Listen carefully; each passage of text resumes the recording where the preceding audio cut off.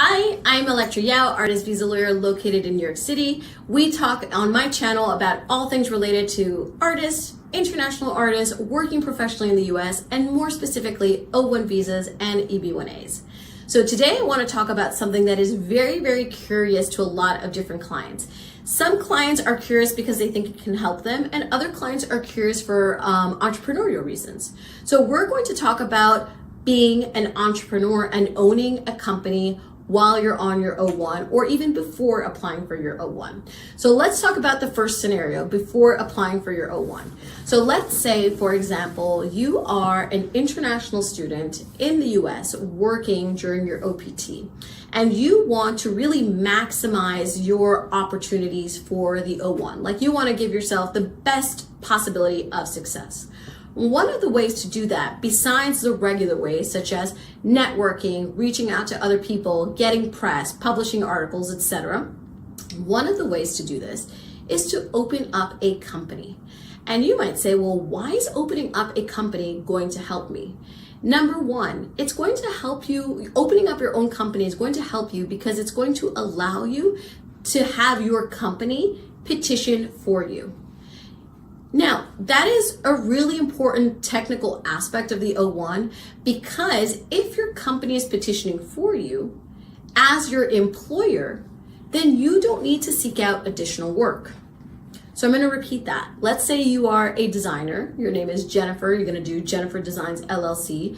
And during your OPT, you're working really well throughout your company. Your company has a nice clientele. You've got a great website. You maybe have a press article or two. Maybe you gave a speech at your alma mater about, the importance of women being designers in a male-dominated field, whatever it is. And now you're ready to apply for your O-1. But you've been working for yourself the whole time. You have not worked for other brands or other companies. How can your company help you? Well, because your company is owned by you and has developed a strong reputation, your company can petition for you as the employer, which means that your company would be the entity signing the immigration form, signing the agent agreement, and signing the offer letter, allowing you to continue to work throughout your company. What we must demonstrate to USCIS is a couple of things. We need to disclose the ownership of the company within the immigration forms, and we need to demonstrate that there's going to be an employer-employee relationship within your company. You can be the owner, you can work within the company, but we still need to demonstrate that there is some degree of control over your day-to-day. If we don't demonstrate that, then there's going to be a suspicion that you are using your company to self-petition, which is strictly prohibited.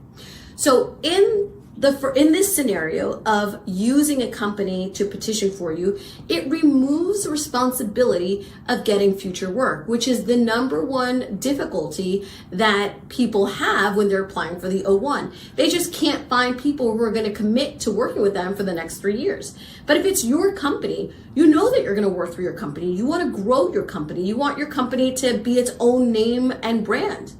Then as long as the company is distinguished, as long as there is control over your day-to-day in an employer-employee relationship that is demonstrated either through a partner or a board of directors, then your company can petition for you. I want to be very clear. This is not self-petitioning. A company that you own that is petitioning for you is not equal to self-petitioning. It is a separate legal entity where there is a partner or a board of directors that is petitioning for you to continue to work within that company. I understand that sometimes there can be a fine line because you're the owner and you're working in it and it has your name, but that fine line should not be blurred.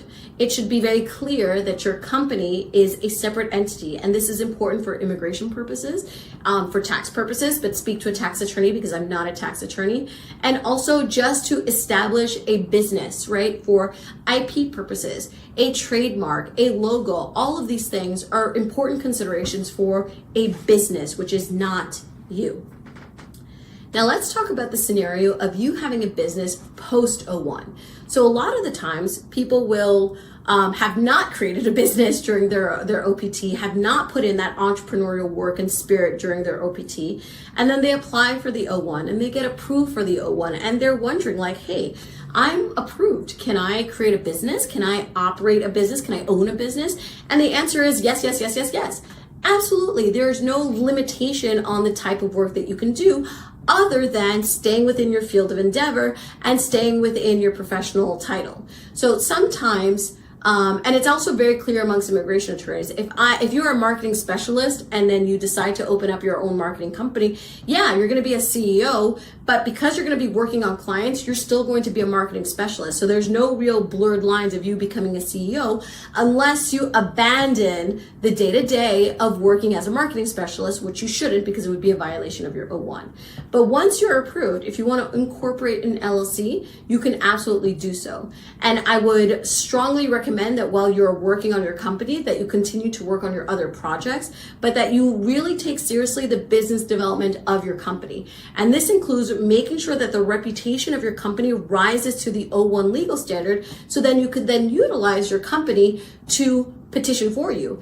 And your company can also petition for others. But this is going to depend on the reputation of the company and the employer-employee relationship that needs to be present in the existence of you working within the company. So this is also very nuanced. I gave you two scenarios of having a company prior to having the O-1 and post having the O-1. Prior to having the O-1, your company is working for you and is petitioning for you. Post having the O-1, you are working within your company so that you can develop that company so that it rises to the O-1 legal standard to then petition for you for your extension. So a company can absolutely help you. And I would also always think about opening up a shelf company. So if you're not sure about whether or not you want to be an entrepreneur, there's no harm in opening up a company anyway, right? No harm in opening up that company, trademarking the name of that company, and trademarking the logo of the company, even if it's going to sit on a shelf for a couple of years. But these are considerations that I don't think are self-evident. I think that you need to graduate and then get your feet wet working a little bit, because not everybody wants to be an entrepreneur. Not everybody is made to be an entrepreneur, and that's okay. It is not a requirement at all for the O-1. It is a possibility for those that have that entrepreneurial spirit. This possibility does not exist for other visa types.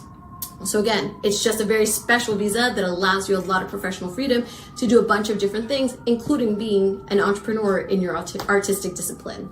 So if you want more information about running a business, owning a business, developing the business for the O-1, write a comment, subscribe to our newsletter where we're going to give you tips on how to improve the business development of your company. And we're happy to help and clarify anything with regards to artists running artistic businesses. Thank you so much for watching.